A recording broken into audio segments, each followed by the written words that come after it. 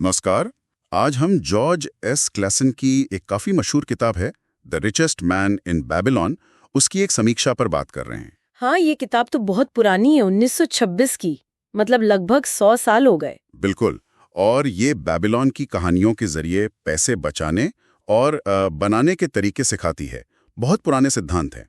तो आज इस समीक्षा से हम क्या निकालने की कोशिश कर रहे हैं? देखिए, मकसद ये है कि इस समीक्षा से वो सबसे ज़रूरी बातें, वो ज्ञान निकालें जो आज भी काम का हो। अच्छा। मतलब सवाल यही है कि क्या बेबीलोन के ज़माने के सिद्धांत आज की इस तेज़ रफ्तार दुनिया में सच में मायने रखते हैं? चलिए इसी की पड़ताल करते हैं। ठीक है। तो समीक्षा के हिसाब से किताब का जो मूल विचार है वो बड़ा सीधा है क्या? कि भाई दौलत बनाने के जो नियम हैं वो बदलते नहीं हैं, जमाना कोई भी हो। हाँ, मतलब टाइमलेस प्रिंसिपल्स। हाँ बिल्कुल। और इसे समझाने के लिए लेखक ने बेबीलोन के किरदारों का इस्तेमाल किया है, जैसे वो सबसे अमीर आदमी अरकाद या रथ बनाने वाला बैंसिर। उनकी कहानियां हैं। अच्छा, कहानियों के जरिए समझाया है। और लिखने का अंदाज कैसा बताया है समीक्षा में? वो थोड़ा अलग है।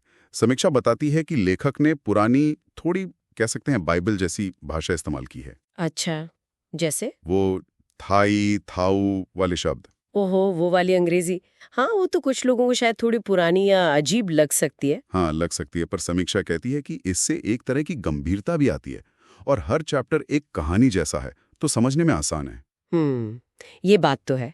कहानियां याद रह जाती हैं और ये सब आखिर में पैसे के अनुशासन से जुड़ती होंगी। बिल्कुल। और जो सबक हैं इन कहानियों में वो आज भी बहुत काम के हैं। समीक्षा जिस पहले और शायद सबसे अहम सिद्धांत पर जोर देती है वो है कौन सा? अपनी कमाई का कम से कम 10% बचाना। हाँ, मतलब पहले खुद को भुगतान करो वाला सिद्धांत। ये सुनने में तो आसान लगता है, हाँ सुनने में। लेकिन समीक्षा इशारा करती है कि आज की जो ये उपभोक्तावादी संस्कृति है ना, उसमें इसे लगातार निभाना वो असली चुनौती है। सही बात है। यहीं पर इस पुरानी सलाह की ताकत दिखती है।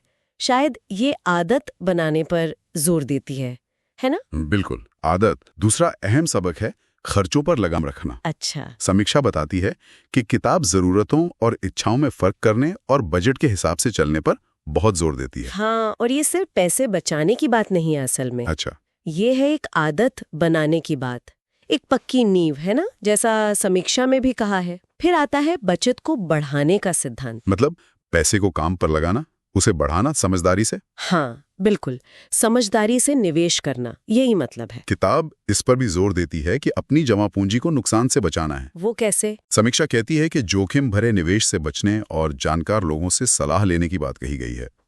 ये जरूरी है। और हाँ, एक और बात, अपनी कमाने की क्षमता बढ़ाने पर भी जोर है।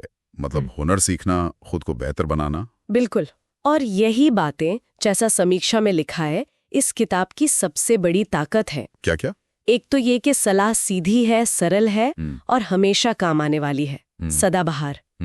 इसे समझने के लिए कोई खास फाइनेंस की जानकारी नहीं चाहिए। और ये कहानियां ना प्रेरित करती हैं। आपको लगता है कि हाँ, मैं भी कर सकता हूँ, जिम्मेदारी लेनी चाहिए। हाँ, वो कहानी वाला फॉर्मेट याद रखना भी आसान बनाता है। बिल्कुल। लेकिन समीक्षा कुछ कमियों की तरफ भी इशारा करती है। अच्छा, क्या कमियां बताई हैं? एक तो वही पुरानी भाषा, हो सकता है सबको ना अच्छी लगे। हाँ, ये मुमकिन है। दूसरा, इसमें आज के जमाने के जो फाइनेंशियल टूल्स हैं, जैसे म्यूचुअल फंड हो गए या टैक्स प्लानिंग या क्रेडिट स्कोर, इन सब का कोई जिक्र नहीं है। हाँ, ये बात तो सही है, वो जमाना अलग था। समीक्षा मानती है कि किताब थोड़ी आदर्शवादी लग सकती है, मतलब थोड़ी आइडियलिस्टिक, खासकर आज की जो जटिल आर्थिक सच्चाइयां हैं उनके सामने। लेकिन फिर भी जो इसका मूल संदेश है, बजट बनाना, अपनी चादर देखकर पैर पसारना, बचत करना और निवेश में सावधानी बरतना, वो तो आज भी उतना ही जरूरी है, शायद ज्यादा जरूरी हो गया है। तो समीक्षा का निचोड़ क्या है?